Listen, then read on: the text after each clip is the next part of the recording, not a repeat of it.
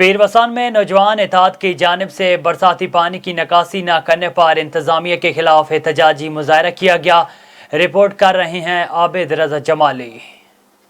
بالکل، میں آپ کو بتاتے چلوں، پیروسان سیلاب مظاہرے نے کہا کہ انتظامیہ کو فنڈ جاری ہوئے ہیں، بڑی تعداد میں راشن ڈبوں ملے ہیں، اسے باوجود حقیقی سیلاب مظاہرین کو کچھ بھی نہیں مل سکا، صرف اور صرف من پسند لوگوں کو نوازا جا رہا ہے۔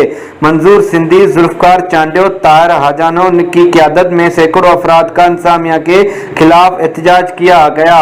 اس موقع پر مظاہرین نے انتظامیہ کے خلاف سخت نعرے بازی اور مطالبہ کیا ہے کہ 2 ماہ گزر گئے ہیں مگر برساتی پانی کی نکاسی نہیں کی ہے، جس سے سخت غضب کے مبتلا ہیں۔ انہوں نے حکام بالا سے مطالبہ کیا ہے کہ فوری طور پر برساتی پانی نکالا جائے۔